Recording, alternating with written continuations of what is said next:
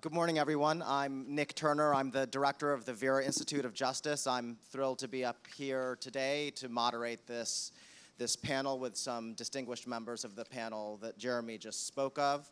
I will get us started in a quick second, but I wanted to take the opportunity, since I have a mic in my hand, to reflect a moment on the work of the NAS panel, its significance, certainly as I see it, and how it relates relevantly to my own personal experience. And I think that the two things that I can speak to are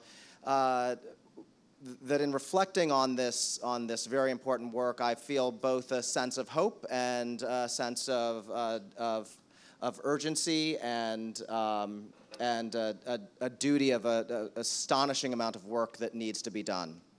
And although this may come as some surprise to you, for 25 years of my professional career, that did not include time in utero. I am, in fact, older than I look. But I have traveled along this road that the panel studied, starting in 1989 when I worked in my hometown in Washington, D.C. with young people who were court involved. That was a time from 89 to 93 that was really at the height of the crack epidemic, when crime was rising substantially.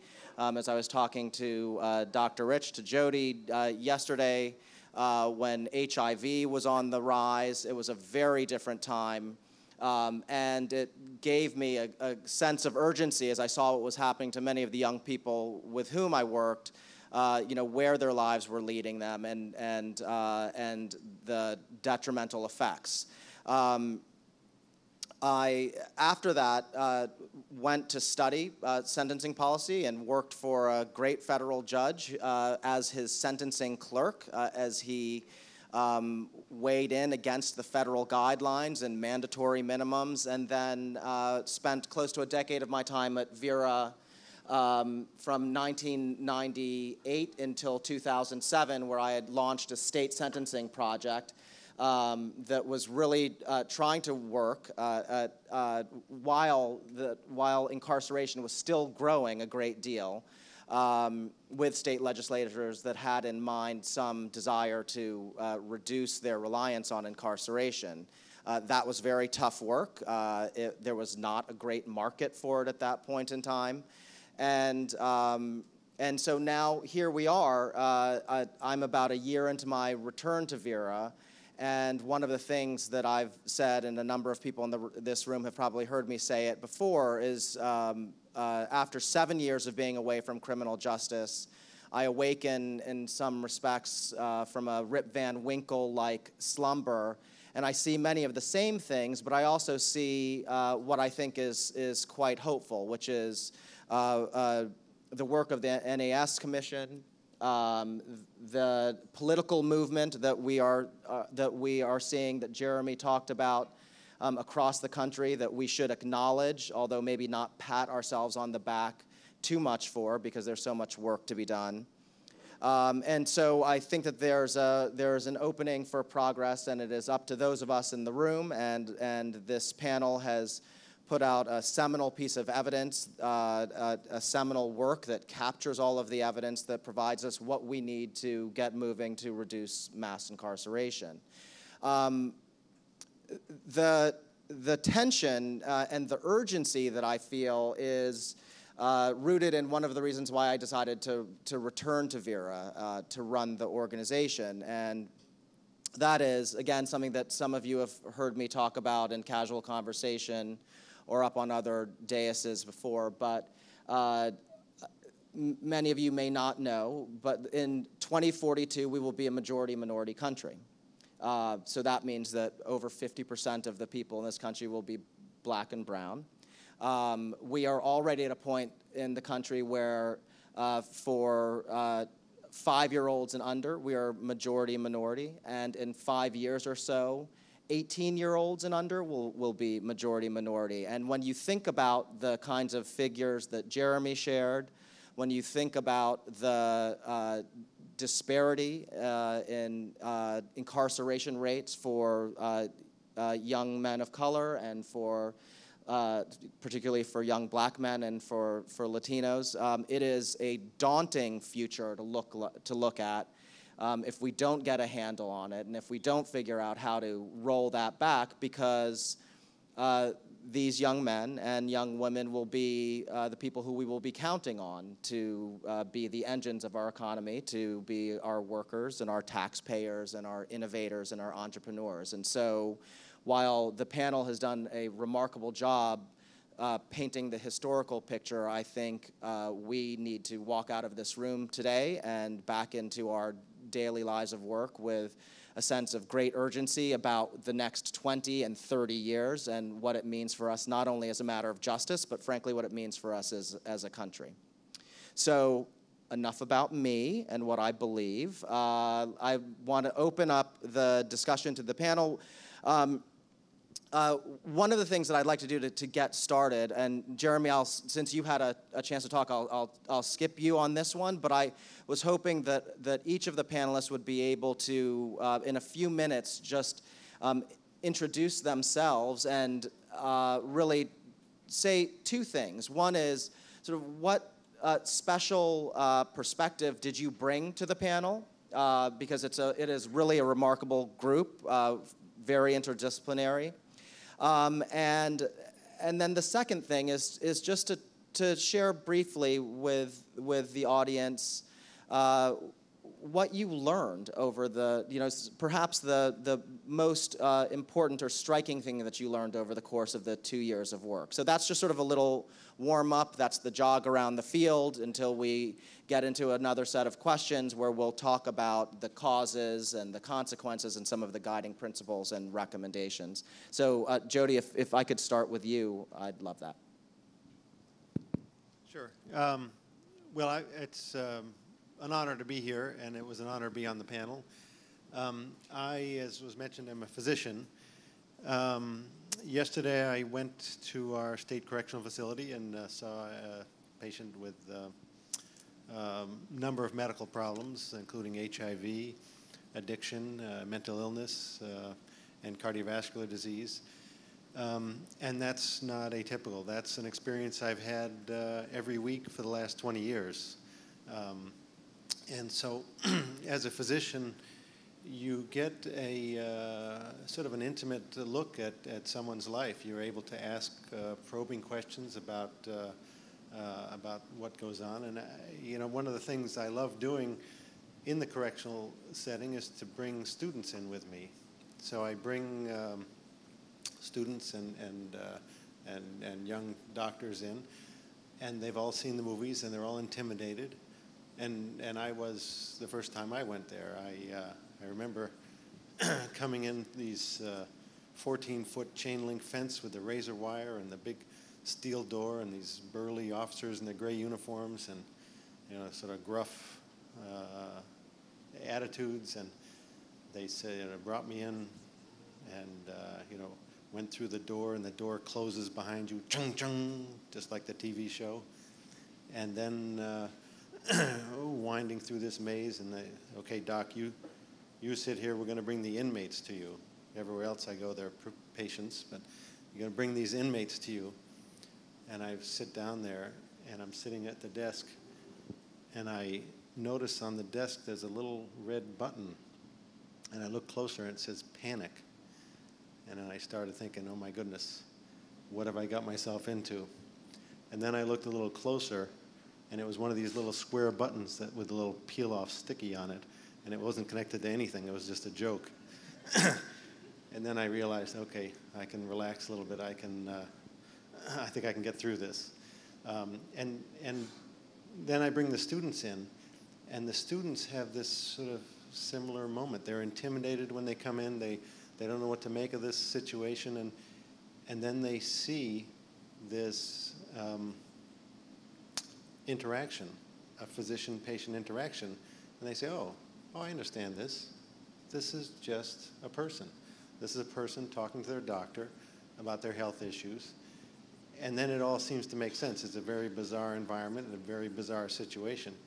But as we think through all these numbers, one perspective that I bring for this 20 years experience is that each of these numbers is a person with a family, as a person with a whole bunch of experiences.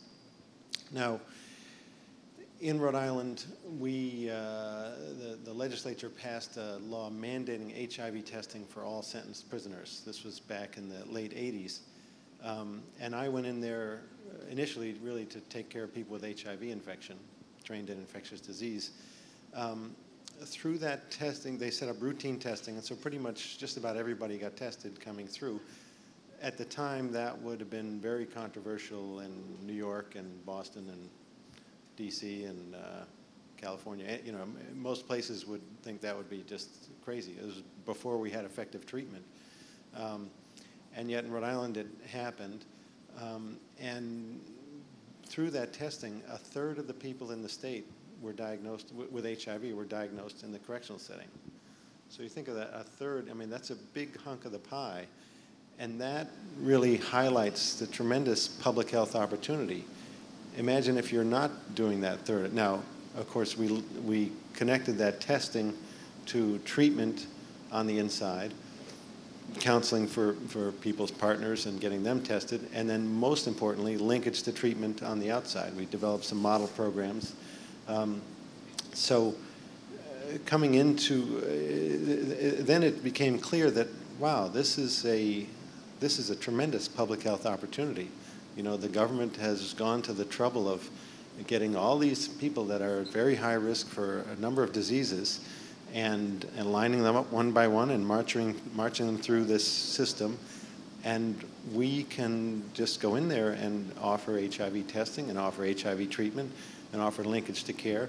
And in hindsight, we now know that treatment for HIV reduces the risk of transmission to others. So not only did we help those people and their partners who we got tested, but we reduced the epidemic in the state by doing that, effectively linking the experience of incarceration to treatment.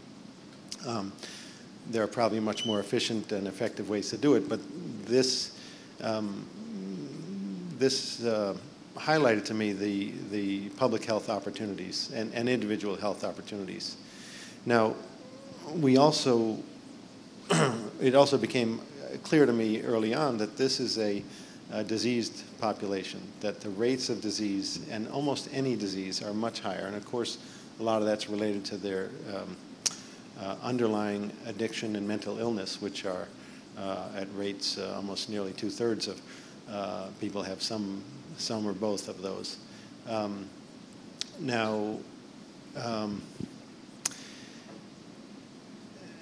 So meeting all these people, and I've met thousands of prisoners over the years and got to know them very well, I'm struck by the feeling that these people don't need to be here.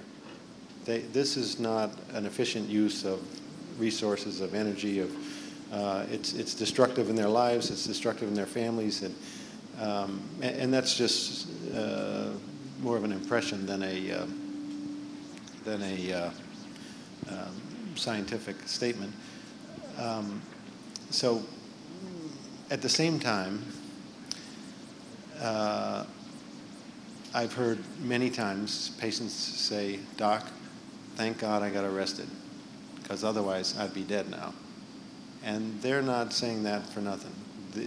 The addiction spirals out of control, the mental illness spirals out of control in parallel with the criminal behaviors, and that results in incarceration and sort of takes people off the merry-go-round. So anyhow, that's the Jody, background perspective. As a doctor, obviously you sat on a panel with historians and political scientists and criminologists. What was for you the most surprising finding, the thing that you learned? So the thing that struck me the most was, as Jeremy said, the footprint, how pervasive how fundamental this high rate of incarceration is to the very core of our democracy and of our society. And at times, we were like the blind men seeing the elephant, all coming from different perspectives. But I would have to say that is the single most, that we need to fix this. This, as is said, this is happening on our watch, has happened on our watch. And there's a lot more at stake than just the health of a few individuals. Thank you.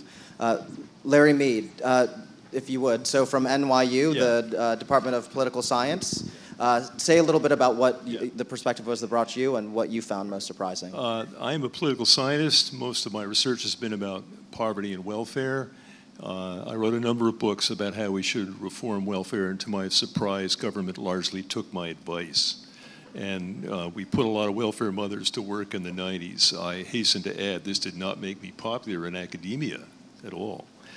But I don't know much about criminal justice. I wrote, the only way I got into it was writing a book about how to put poor men to work, for which I interviewed Jeremy Travis. And I think the reason I got into this committee was he decided I ought to learn a little bit about criminal justice. So he put me on the committee, and indeed it's been a huge education. The two things that stick out to me that I learned most dramatically, first of all, about the politics of crime. What happened when the crime rate started to rise in the 60s and 70s was that the political system went into a kind of panic. And there was a populist knee-jerk reaction whereby the politicians simply responded to public alarm. They didn't think what they were doing, and they proceeded to overreact. And in the fourth chapter of the report, we go into the reasons why that happened, a number of institutional and political reasons that made our system vulnerable to that. Well, how do you avoid that? Well, I think the key is that the leaders, those who are elected, have to state to the public what they think we should do, not simply respond to public fears, but come up with a moderate and reasoned response. This is what they generally didn't do in the time when incarceration was soaring. And that's part of their job. They're not just supposed to reflect the public concerns, but also to educate the public about the nature of the problem and its best solution. Here's a quote from V.O. Key, who was an early student of public opinion. He says, quote, "Those political leaders who shirk the task of popular education are misfits who do not understand the responsibilities of their job." And I think that's something that they shirked back in the period we're talking about. Today, of course, a number of our leaders are coming forward and saying it's time to reassess the prisons, to have criminal justice reform. They should be commended for that. That's what they're supposed to do. But they should have done it for the last 30 years rather than doing it just recently. So that's the first thing that I learned. The other thing is that the reasons for incarceration are, it seems to me, deeply rooted not only in the politics of the issue, but also in the problems of the societies where people come from who go into prison mostly, and the difficulties of avoiding prison are considerable. At the end of the report, we discuss briefly what alternatives to prison might be, and it seems to me that is the thing to focus on now going forward. We have to have a structure of reentry programs and alternatives to prisons so that we don't simply liberate people from the prisons and they go onto the street and then are unable to cope with the life outside.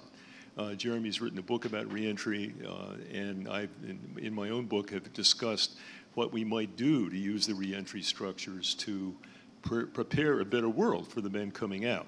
That, it seems to me, is, besides simply reducing incarceration, we have to do something to build up the structure after prison so that men have a better chance to re-enter this society. Heather Ann, what about you? I don't have to stand. Good morning. So I'm Heather Thompson. I'm a historian by training. I'm a professor right now at Temple University in the Department of African American Studies and also the Department of History, on my way to the University of Michigan.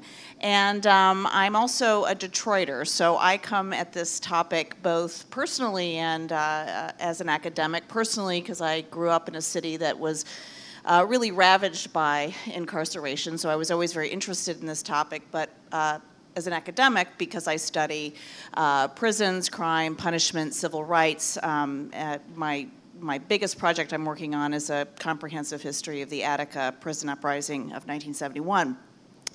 So I come at this as someone, I think, to bring some kind of historical perspective, as my colleague to my right, Khalil Muhammad, did, to kind of give us some historical context for how we got in this situation.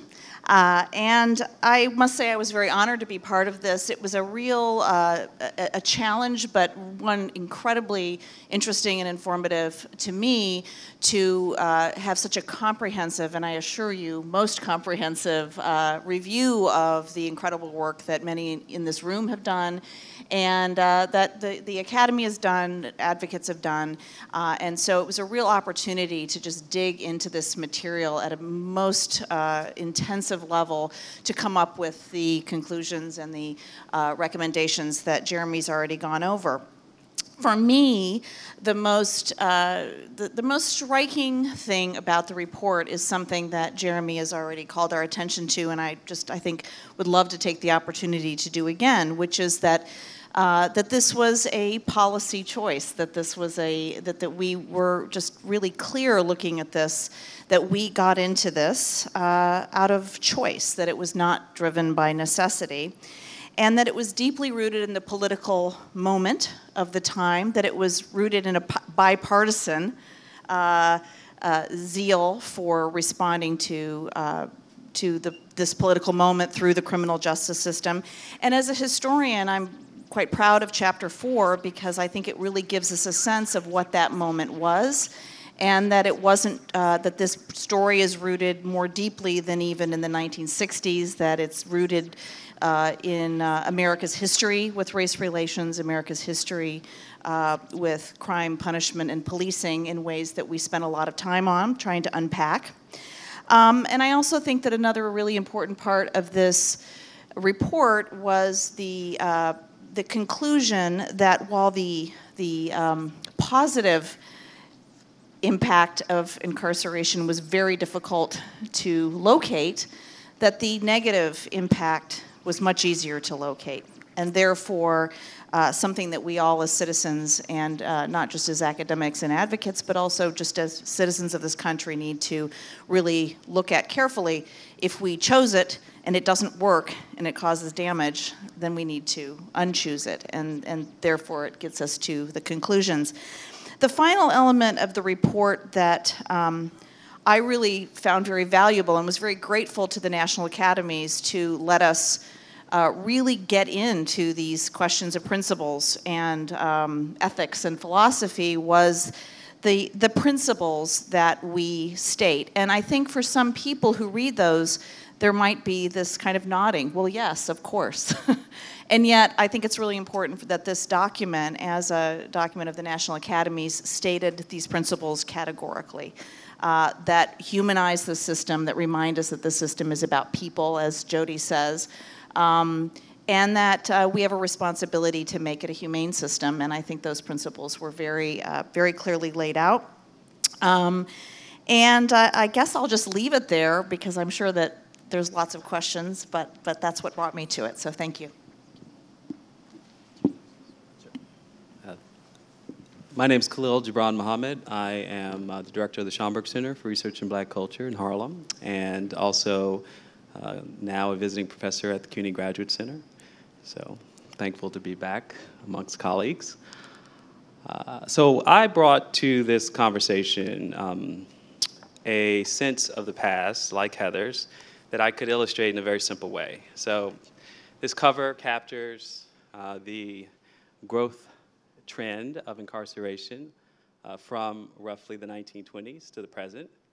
And the flat part of this growth trend actually had lots of crime, lots of anxiety, lots of disorderly people, lots of undesirable people, lots of people unwelcomed, lots of people subject to unjust police scrutiny, lots of people involved in underground drug and alcohol economies. And yet, miraculously, the system in that moment, in the 1920s and 30s and 40s and 50s, chose not to increase its carceral capacity, to increase its budgets, to disappear people, to incapacitate them, to engage in a series of values that Hegel once described in the philosophy of the right, to punish like treating people like dogs rather than to restore them to citizenship.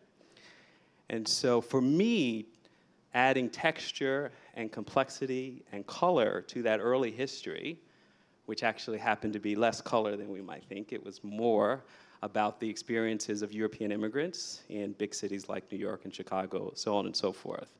I think that really matters because I think some of the difficulty for people in this room who do this work is that this is not a story that they are very comfortable with or even know. And therefore, we all have history in our heads.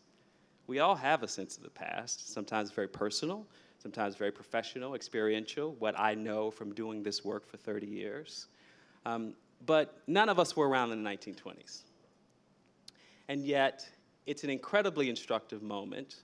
None of us were around at the turn of the 19th century when the very ideas that Jeremy points to in terms of values were being debated amongst Enlightenment thinkers about the purpose of punishment. So if we discount the past, if we discount philosophy, if we discount history, then we're only left with a series of opinions about what we think is just or right. And that's exactly what our politicians bring to the equation. So we have to help them. We have to help our politicians by giving them big ideas that have been durable, that have been sticky, that have been around for a while. To give the most generous reading of our politicians, maybe they just don't know. Maybe they just didn't have good history teachers, good philosophy lessons. Maybe they haven't had time to read because they've been running for office. So that's what I brought to the conversation. I also brought an interest in talking about the histories of social sciences and the ways in which the social sciences themselves have evolved and changed over time, because it has not been a linear progression towards greater and greater uses of data. In fact, in earlier periods, there were data revolutions, and the data was essentially dismissed as being incompatible with our core values, our social values. We had plenty of data to essentially say that Italian immigrants shouldn't be here, shouldn't be in the United States. And in fact, there were political constituents that worked against them. But most liberals and most progressives and those who won in the social sciences, representing the empirical community, use that data in the service of a social good. So bringing a sense of skepticism about the limits of our empirical approach, I think, was something else that I brought to the table. I'll say finally to what I learned, and let me go back to one of my notes. So I think that the committee experience and the discussion at the committee level reflects, I think, a larger problem of the isolation and the siloed ways in which people doing justice work have been practicing it for a very long time. And echoing the point that I just made about the importance of having more sense of the messiness and the complexity. If it is difficult in this moment for us all to agree on relative merits of certain kinds of policing practices, from broken windows to stop and frisk. I mean, if we could gather all of the influential players and imagine how difficult it would be to come to an absolute consensus, that's in fact how difficult it has been in the past. So we have to be mindful that we have to talk to each other and we have to work through that. So that was something that for me, finally, I learned. And I'll just say that I want to reinforce Jeremy's point about values. I think that I was, to his absolute credit, to he and Bruce Western's absolute credit, surprised at the willingness of both the Academy and the leadership of this committee to force to the table the fundamental question of making decisions that are not going to be empirically based. That doesn't mean every decision won't be. But it does mean that at some fundamental level, those of us who do this work, and what I learned from this committee, is a courage and a bravery right now to be able to make that move, that imaginative move, because that's all we've had. We've done incredibly great work using our empirical tools for a long time, but we can only know the answers to questions that are measurable, and we can only answer the questions that we're willing to ask. That leaves a whole lot on the table. Thank you, everyone. So, Larry, let's focus a little bit on the, on the causes of this. And obviously, we've established and we can stipulate it was policy, it was a choice. You spoke to, and I think that you used a phrase when we were speaking yesterday about the perils of populism. I want to push you, maybe you or anyone else on the panel. I'd ask anyone to offer up an answer. But one of the things that was in the report, and I'll quote, it said that the period of growing incarceration rates, occurred in a time of intense political conflict and profound transformation of U.S. race relations. It's hard for me to read that sentence and not think of Michelle Alexander's The New Jim Crow. And it's hard for me to also not read that sentence and think about the moment we are in, which is, there will be debate about this, but also a moment of some intense transformation of race relations in this country, of a different nature. So I was hoping that again, anyone on the panel is welcome to speak to it, but if you might unpack what is meant by that sentence. Well, when I said there was a populist revolt, let's call it, in the late 1670s, I was referring to the political response to rising crime rates and the other disorders that you mentioned. It was a response that could have been different. I wish it had been different. I wish we'd been more measured, more diverse in our response to the crime increase. But we should also remember that at the time it happened, the society was surprised. Remember, this was after civil rights, not before. If crime had increased in the 40s and 50s, then it would have been more plausible to say that somehow a response to social injustice. Actually, in that period, in the criminal justice world, it was more likely to be whites who were committing abuses against blacks. They were the offenders, actually, and blacks were innocent. They were seeking greater opportunity, as they did through the civil rights movement. It's after civil rights, primarily, that we see the growth of urban disorders that are strongly linked to race, not only crime, but also welfare. This is when the welfare rolls explode. This is when pregnancy becomes a much bigger factor in black society. Also, work levels drop. There are a lot of problems that all occur at once, and they occur after civil rights. And the society was blindsided by this. They didn't see it coming. And indeed, nobody saw it coming. Nobody wanted it to happen. This was not anyone's desire. And so I think that the quality of panic that we see in the response is to some extent understandable because there was so much going on at the same time. I mean, as someone who lived through that period, I can remember the sense that the world was coming apart. And therefore, the simplest thing was simply to put a lot of people in prison. And I think we did that without thinking that we had alternatives. Now, one thing that's changed today, and we mentioned this in the report, is that the alternatives to prison are in fact more available today. We've done rather better at coming up with alternatives than we did then, and as we say at the end, we need to work on that, as I also emphasized. So that's what I think happened then, and understanding it as we do, we ought to make sure that we don't adopt a simplistic policy going forward, that we're based on evidence, based on a number of different approaches, and we seek to avoid prison to the greatest extent possible. Heather or Khalil, anything to add on that?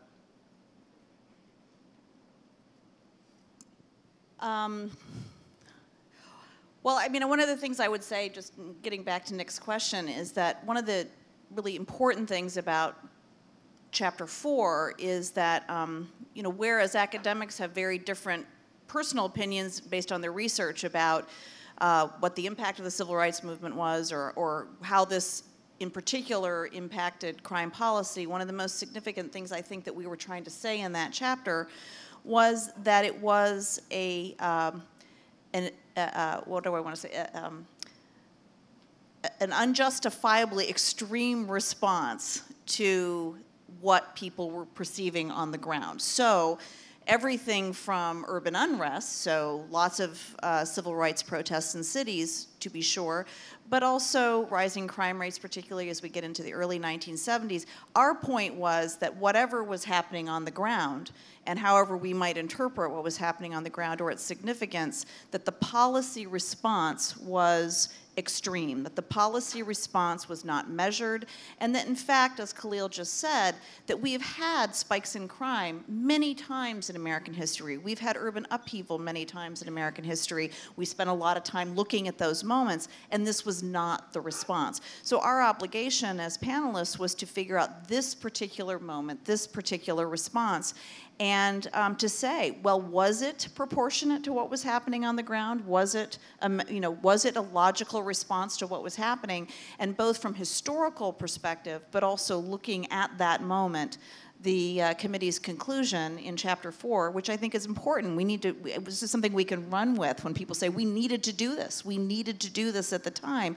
Chapter 4 arms, I think, advocates and legislators and academics alike to say, no, we didn't. We didn't do it before, and we didn't need to do it the way we did it then. Great.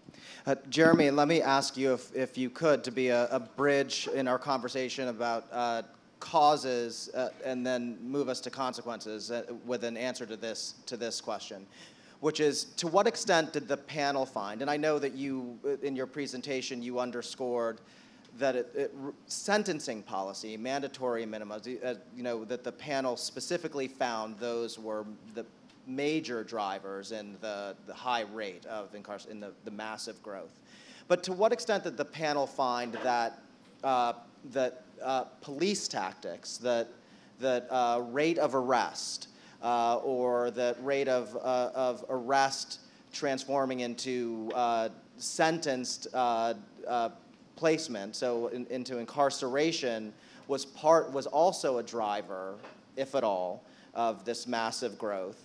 And then the second question, which you can very gracefully move into, which gets to consequences, is, did the panel say anything about the extent to which prison and time in prison actually becomes a criminogenic factor, that it makes someone more likely after prison to find themselves back in the criminal justice system again? Is this working? It's working, good. So on the first point, we don't dwell on it long because there's not much to say beyond the simple fact that the rate of arrests per reported crime did not change over this period of time. So it's not as though the police became more efficient, or that detection tactics that employed by the police became more effective, or that citizen reporting led to more arrests. So over this period of time, for reported crime, the rate of arrest per crime basically did not change. I emphasize the word reported because we have no reports for drug crimes. People don't call and say, they may say there's a selling happening outside, but it's not as though there's a report for every transaction, right? So we don't have a base for knowing the rate of arrests per unreported crimes, particularly drug crimes. But what we know is that the rate of arrest for those crimes, that the number of those arrests went up significantly over this period of time, and that the punishment response to that offense became much more severe over this period of time. Larry was mentioning the crack epidemic. I mean, that just triggered a whole series of legislative responses. The most memorable one, or noteworthy one, or notorious one is the 100-to-1 crack disparities in federal sentencing. Triggered a number of legislative responses that were way out of whack in terms of the offending behavior, and some of them, with those disparities, crack powder, having very significant racial racially disparate impacts. So yes, we can say that the rate of arrest per reported crime was pretty constant over this time, but we also should not overlook the fact that we really doubled down on a law enforcement response to drug offending in a big way that has had consequences. Let me just restate what I said in the opening remarks, that in Chapter 2 we disaggregate the prison rates by crime type, to look at the changes over this period of time by crime type. And for drug offenses, the increase was a tenfold increase, where overall it's a fourfold increase as a rate of offending. And if you were to, you could do the modeling, and people like Professor Bushway does this sort of stuff, and imagine if the world, just imagine the world had been different and we hadn't adopted that response to drug offenses, what would have happened to the national incarceration rate over this period of time? Would we be having this conversation? It would be a very different conversation. So I just want to isolate the responses. We talked about sort of the almost the moral panic that every one of our other speakers has talked about. In terms of drug offenses, it was a particularly harsh response. A footnote here, just to underscore what Khalil said, and Heather as well, is that sort of in other periods of our history, we've responded differently to crimes, concerns in the country. We should also note that other democracies have also responded very differently to crime concerns. So we decided at the outset, we weren't charged with doing an international comparison. I think that's the next chapter of work that should be done. But other democracies have not relied as heavily on imprisonment as we have in response to crime changes in their societies. So we have contemporaneous examples of policy choices that were made that were quite different. So your second question, which I gather I'm supposed to be a bridge to consequences here, right? So there is a literature, I wouldn't call it a robust literature, about the criminogenic consequences of incarceration. The best literature there would be if we randomly assign some people to prison and others who didn't get assigned to prison, so a little hard to measure here. But there's some evidence that shows that time in prison increases it is criminogenic in the technical term, increases the level of offending for somebody who's been in prison.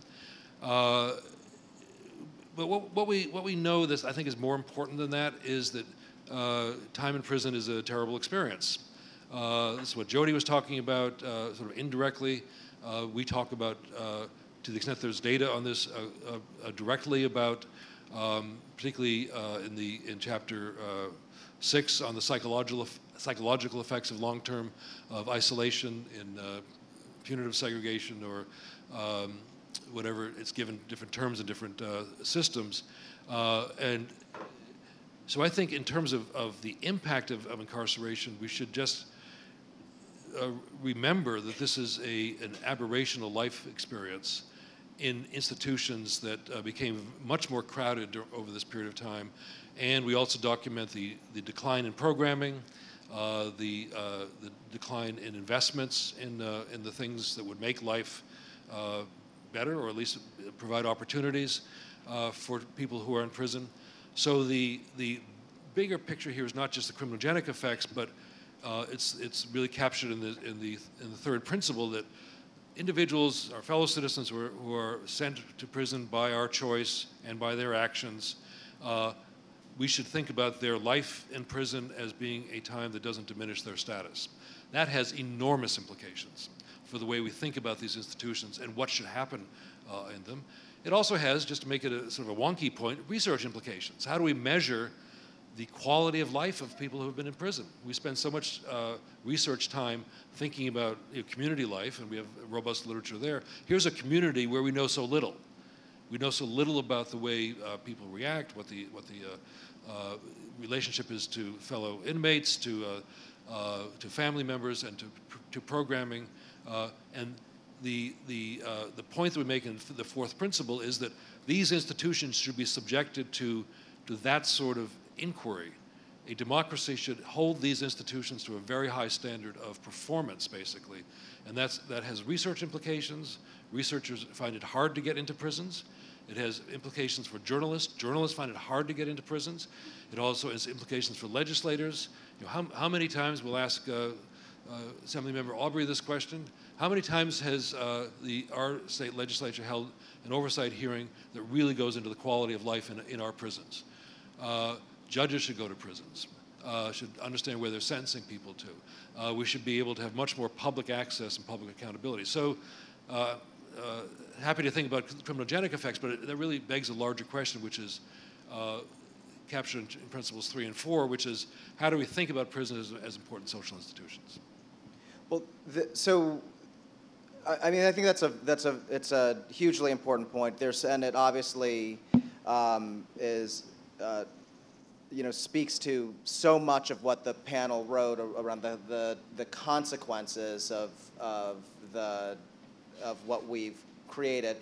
But it also, for me, in reading the report, raised another question, which gets to your recommendations. I mean, the recommendations in some, if we put them into sort of 3 general buckets, were that we need to reform sentencing policy, that we need to reform prison policy and address the conditions of prisons, and then that we need social policy. And Larry spoke to this just a moment ago, that provides for people who might otherwise have gone to prison to have services and programs and things of that nature so that they can get on track and be productive.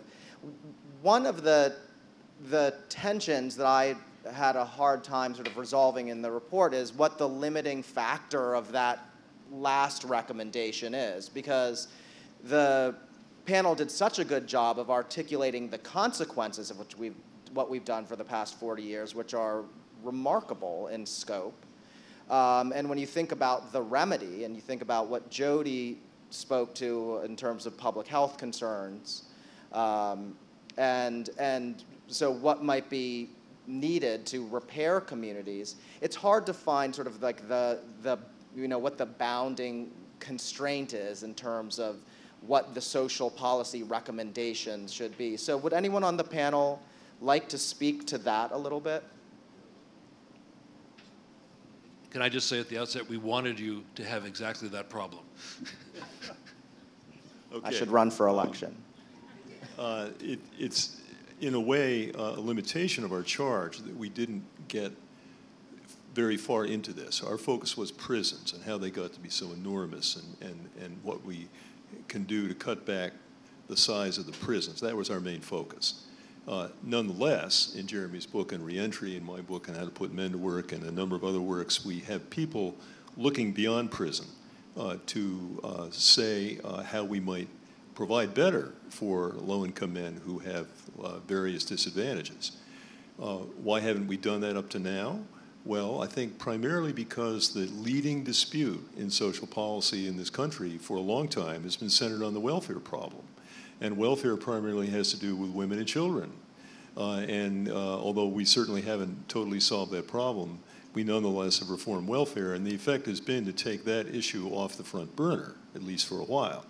And that has allowed the men to come on the front burner, maybe for the first time.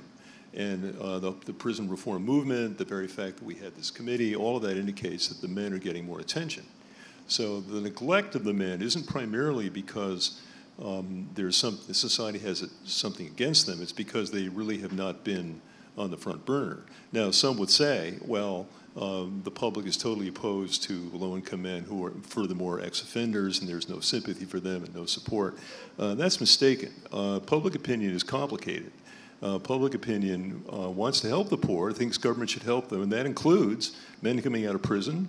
The public doesn't say that you must never have committed some serious offense if you want to get our support. No, the public is very concerned about going forward rather than going back. So they'll say, well, we'll support you, but you have to do the right thing henceforth, and above all, you have to go to work and stay working. That's why reentry programs focus very heavily on employment. And it seems to me that that is something that we have to take seriously. What that means concretely gets into the whole question of reentry programs, which again, we really couldn't get into in any depth, but that's where we end up. That becomes the next big challenge. I think that the tension that you see, Nick, it's really interesting to me. I think as Jeremy was saying and as Larry has said, I mean, from the point of view of this study and this report, in some respects we were unable to resolve that tension, both because of the limitations of even the research base on what alternatives would be and how we might move forward. But I want to just say, as just an individual, not as necessarily a committee member, that one of the tensions that you see there, I think, is where we all sit, which is that we are trying to imagine how to fix this problem, but we're still so locked into the criminal justice model that we can only imagine criminal justice solutions to the criminal justice problem. So when you mention other social problems, other social fixes, we're still at this kind of bridge moment, I think, as a society where even the best intentioned people trying to imagine how to fix this are still trying to do it within the system that is itself so troubled, so broken. So I think one of the exciting things about that last charge, that last recommendation, is actually to encourage us to start thinking about social program solutions that are not necessarily in the criminal justice framework to solve the criminal justice trauma and criminal justice problems that this report does identify. And let me just add quickly that, that there are a number of areas in the report that address the collateral consequences.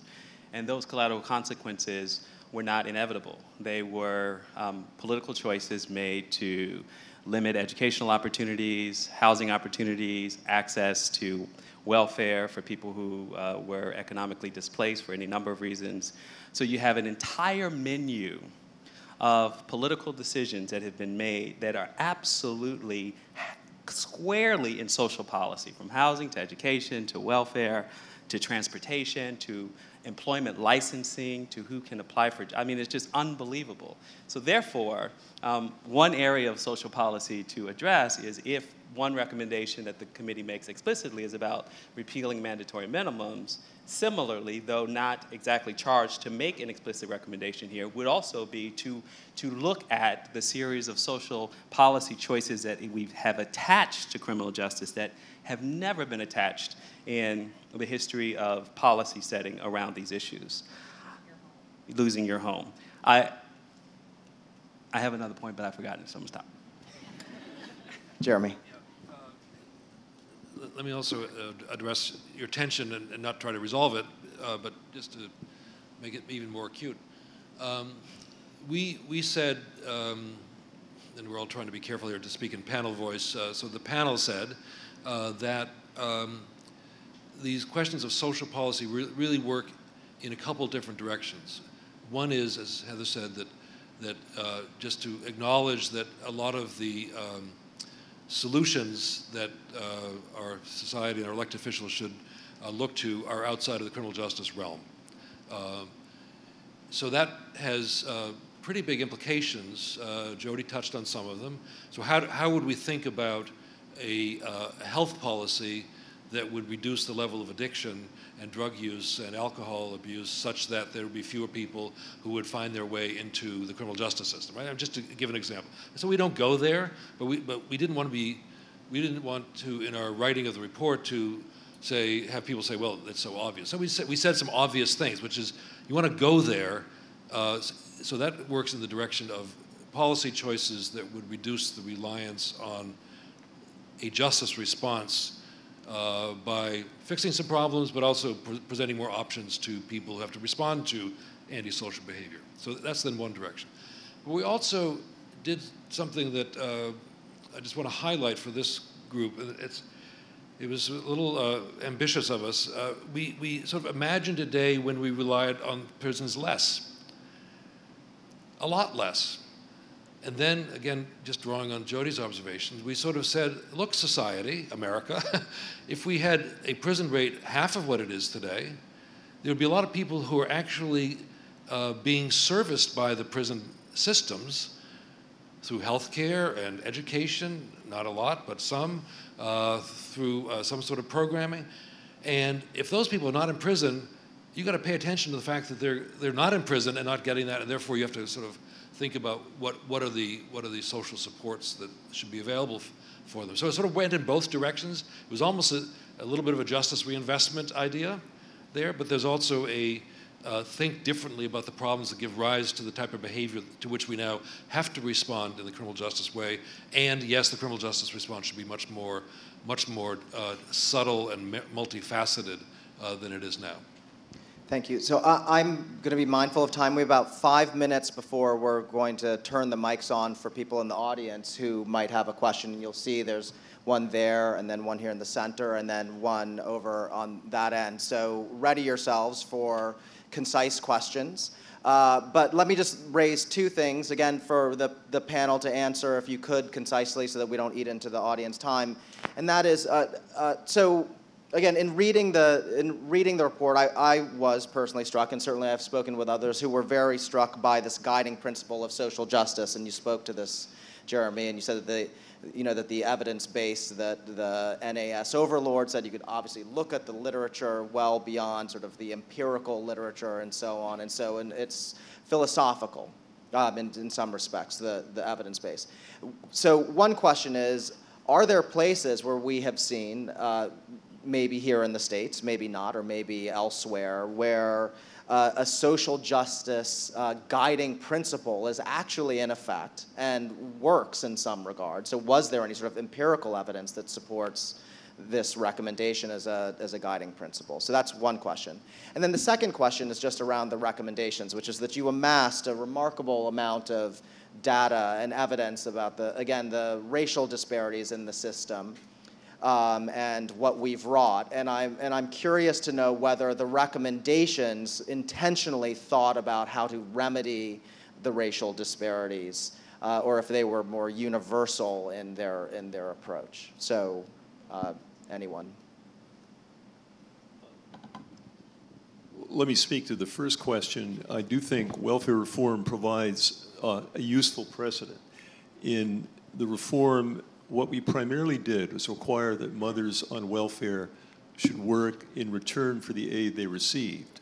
So they shouldered an obligation which traditionally had not been part of welfare, but in return, they also got additional benefits. Actual welfare benefits rose somewhat. We also increased child care funding massively, and particularly we expanded the Earned Income Tax Credit, which is a wage subsidy for low-income workers. And the combination of that has allowed mothers who are working, even if they're still on welfare, they are visibly moved closer to the middle class by that. So there was lying behind the reform was an idea of justice, that one has to fulfill certain responsibilities, but in return, society will help you do that. And I think that's what we need to do for men in prison. As they emerge from prison, or if they never go there at all, we have better alternative. It's going to involve something like this, where there's going to be responsibilities expected of them, particularly employment, but in return, we will also subsidize their wages. And there have been a number of serious proposals to do this. So let me just say, Nick, that we didn't review, if I heard you right, the evidence of other what have been the ingredients of success of other social reform movements that have articulated a value proposition? We didn't review that literature. So not within our charge, and others have done that, but just speaking now outside the panel, as I think Larry did as well, you could imagine lots of policy examples of the civil rights movement. I think, for me, the most interesting movement underway right now is, and even the change in language is important, again, I'm not speaking as a panel member, is the marriage equality. So it's now marriage equality is the frame. I mean, that's a value frame for a very powerful movement. So language has changed, litigation has supported that. So I think a step that is really, that's a good transition to what we're hoping that this group will do, is to think about a strategy for New York State, but more, some people are thinking nationally, that would start with a set of value propositions that would use empirical literature wherever that sort of helps to move the country in a very different direction.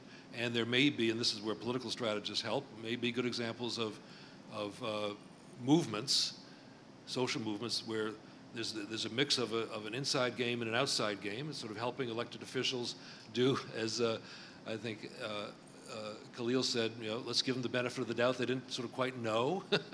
Maybe this next generation knows what to do. So we can all sort of think about what that mix of strategies would be, but it has to be some big mix of a lot of things happening at the same time. And what I draw from the welfare reform idea is that there was this tipping moment where things just clicked. And I think we're at that moment right now in terms of justice policy. So I would just note that, I would note that in the report on Chapter 6, there's a bit of a discussion about the racial disparities in the correctional setting and the fact that you could look at the high rates of addiction and mental illness in the population as really an indictment and a failure of community mental health and addiction treatment, and that if you can somehow turn this on its head, that use those involved in criminal justice to get them linked up to appropriate treatment, both while incarcerated and, more importantly, as they transition out, that you may be able to focus appropriate resources and turn this on its head. And let me just add quickly that our colleague Michael Tonry, who was very much instrumental in a lot of the report, consistently brought to the report an expertise about the international community in criminal justice. And in that regard, I would say to Nick that we have very poor examples statewide in this country for a social justice agenda in the criminal justice arena. And you can find local communities where we have journalistic assessments of how to deal with an entire community suffering from heroin or methamphetamine. They tend not to be inner city black or brown communities. But most of that is journalistic at this point. But we do have harder evidence in the international community, and we have harder evidence historically in the record that I've described earlier for how system engineers responded with a different set of values. It's in the record. It's not hard to find. So that's where we are with that. I'll also say that the overriding, and this was not articulated in the panel, so I'll take one license here that many have already done, just to say that essentially, the ethos that I think many of us have wrestled with is the same ethos that the NRA articulates, that guns don't kill, people do. And in this regard, our value has been that society doesn't commit crimes, people commit crimes. And if we're going to, if that has been the value, I think part of what this committee is saying is that we all operate in a society where we make a set of choices, and that we also make decisions about how to punish some of those choices differently than when the same choice is made in other communities or in other places. And that's the hard work that is required, I think, of the people in this room, is to begin to ask those tough questions in your own places, with your own leadership, with the own people who distribute resources to your communities. And finally, to come back to the earlier question that I forgot, one social policy implication, and one that I think is critically important, and a finding that for me was incredibly important, is the new research on the impact of all of our social service survey data that does not account for incarcerated people. And so we are making distribution choices in this country, making policy recommendations based on aggregate level data that is systematically painting a more positive and rosy picture of the state of our society. And that is critically important going forward, and is, in fact, I would argue, a major finding that many people may not be as engaged with.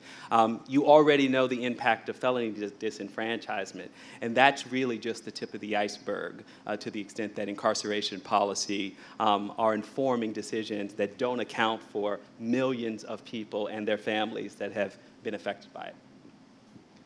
Thank you. So we're going to turn now for questions from the audience. Again, I don't see, we'll hear, please step up to the mic. If you wouldn't mind, introduce yourself. And if you have a particular person you're addressing your question to, let them know. So Vinny, we'll start with you. No, you won't.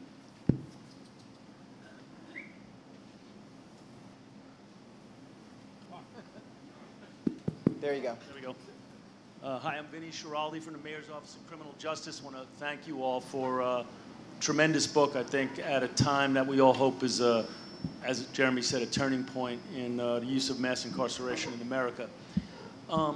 Recently, Eric Holder came out in opposition to evidence-based sentencing for fear that it might, while improving risk assessment, sort of codify, maybe even exacerbate racial disparities by sort of accumulating all the disparities that have gone before in a way that is harmful to Black and Latino defendants. And I know this is the National Academy of Sciences, and I know you're pushing for more parsimony in the use of incarceration, but also a fairer system. And I wonder if you all grappled with that in your meetings in the book, because the evidence-based movement is a very strong one, purporting to reduce incarceration and make the system fair. And I wonder sort of if there was any discussion or grappling with that in the process of writing a book. So easy answer is no, we didn't. I mean, his statement is a very recent one, and we weren't asked to review the evidence on the impact of the evidence-based movement. So the answer is no. Joanne? Joanne Page from the Fortune Society. So thank you for a powerful description of 40 years of consistent policy by God knows how many policymakers, all leading toward a massive footprint, mainly landing on minority communities and men especially, that has enormous cost, that does massive damage, that cuts against the values you enunciated as core values of our society.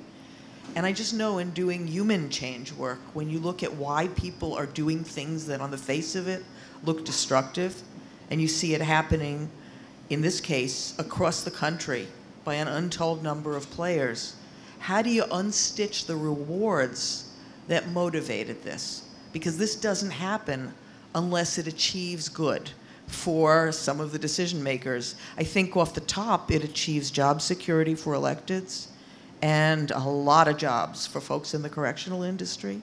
Race is the thread that runs through it because you don't do this to people you value. How do you unstitch that and build in counter forces that yield change? So again, so in the Q&A, I just want to be very clear that we, unless the question is what did the report say, like in Vinny's question, we're now speaking. We should be clear whether we're speaking in panel voice or individual voice. I would like to reserve this time for if there are questions about the panel report, but just to say, Jeremy Voice, this is the work that you've got to do here. We didn't imagine what it takes to because there's no evidence. It hasn't been done. So there's no evidence on what it would take to ramp down what's been ramped up, or how the incentive structure might be. So that was looking over the river in a way that we weren't authorized to do. But we were very clear, just to reinforce something Joanne said, now panel voice, that this is a political process. And this is a process that has to undo 40 years of policy choices that elected officials and others in the system, so judges are not immune, prosecutors are not immune, police are not, people in the system have made, and that we've allowed them to make. This, we got us into this situation. We, the big W, we have to figure out how to get us out of here. That's what, when Heather says the big point here, big takeaway is we chose this, that's the big, so we have to figure it out. But we didn't say how to do it. Sorry. I just want to add that the current report and many other movements towards criminal justice reform in the country indicate that what happened in the last 40 years is not cast in concrete. The system eventually self-corrects and people bring objections to what we've done. And therefore we start to see a new policy. And just, I think it perhaps is obvious, but I think it's really worth saying that one of the things that historians such as Khalil and myself get to see all the time is that we've undone massive systems of evil and oppression and injustice before in our past. And how do we do it is really instructive through coalition, through imagining a different future. This report imagines something different. How it actually gets dismantled, we have myriad historical examples to draw from. I mean, everything from segregation to, from slavery to segregation to all kinds of things that we, at the time, I'm sure, could not imagine ending. But the will ultimately ended it. So we take a lot of heart from that, but the report, I think, maps the imperative of that. Lorraine Moeller, John Jay College of Criminal Justice.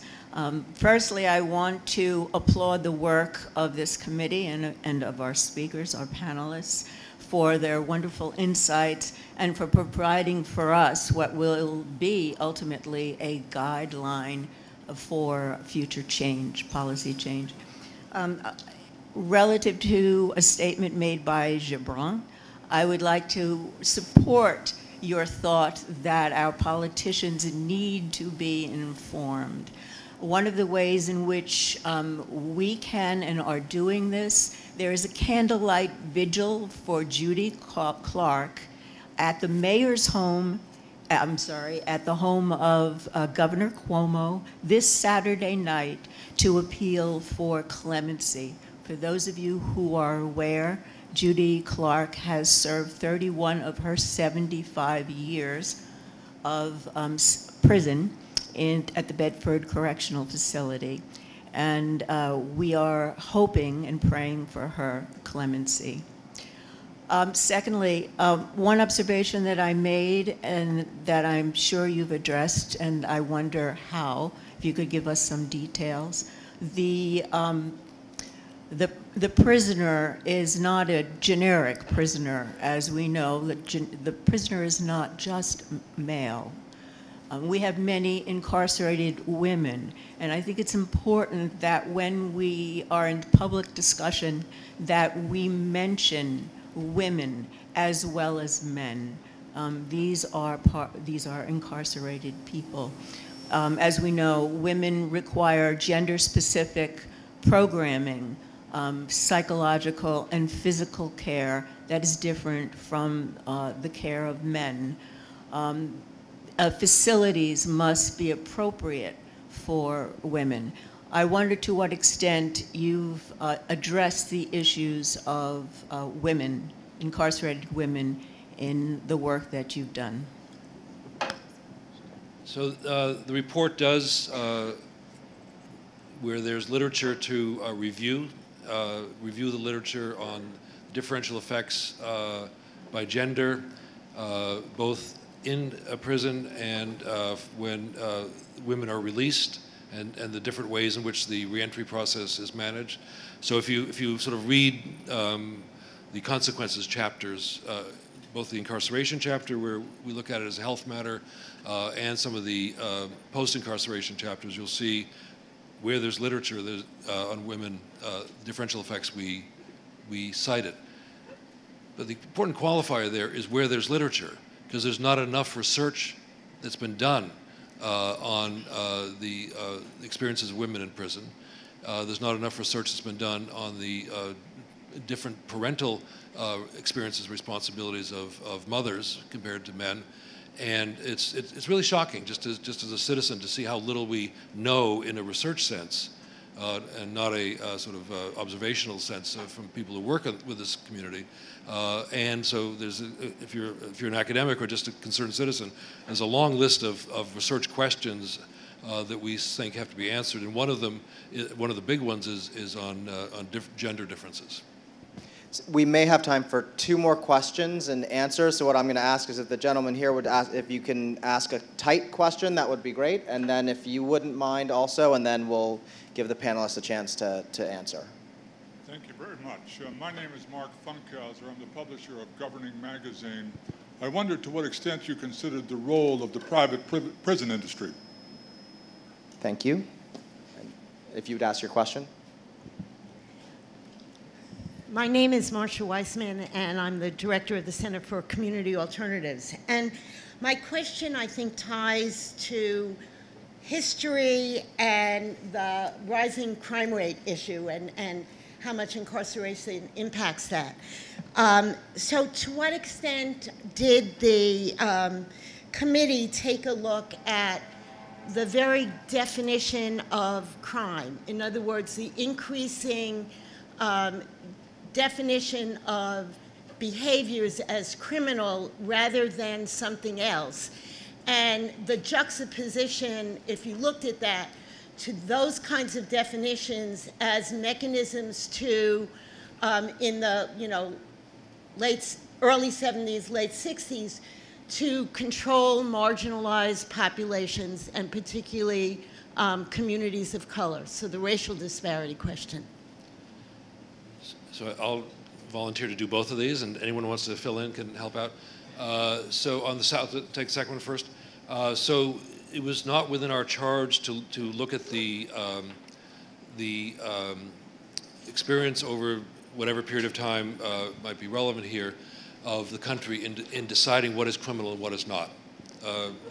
So we, and again, the National Academy rules are pretty specific here. We have a statement of task that's printed in the book, and our final report gets assessed as to whether we've stayed within those, sort of painted within those lines. So that particular question wasn't taken up. It's a fascinating question and a very important question, and obviously drives the input to the criminal justice system. We did glancingly refer to that in our discussion about drug offenses, sort of in the way the war on drugs was rolled out, but we didn't take it on head on. So another committee maybe can take a look at it, and there are a lot of legislative interest in that. On the issue of private prisons, we mentioned the use of private prisons, but there's interestingly, I'm going to be careful here. I don't know whether it's not much literature or no literature that assesses the contribution of the privatization of prisons to the growth of the prison industry. It's certainly a often stated proposition that is a truth. But if you look at it, whether there are economists or political scientists that have actually measured that, I'd have to go back and look. I don't think that we actually found any. So we noted it's an obvious fact, but we couldn't make it a causal statement in the way that often is said in advocacy circles, that that's what's driving or holding up the prison population. We couldn't make that assertion. I would just add that in the chapters 6 and 7, there was some discussion about the privatization of healthcare for prisons, and I think the take-home message there is that we have a completely disconnected healthcare system, and we have no oversight and no sort of metrics. And one of the things this report discusses is how much better things would be if there was that used a similar metrics on the inside and the outside. And of course, encourage transition of care because correctional institutions invest in the health of their prisoners, and much of that investment is lost upon transition to the community.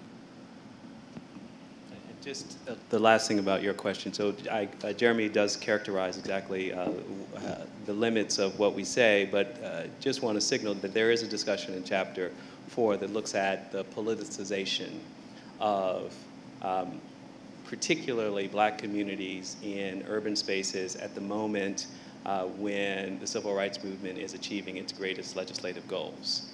And so it's pretty well-known literature, I think, to most people here, but the report does cite that literature to indicate that there are political stakes attached to the demographic change happening in cities that coincides with the civil rights movement and essentially takes activism as potentially a precondition for criminality.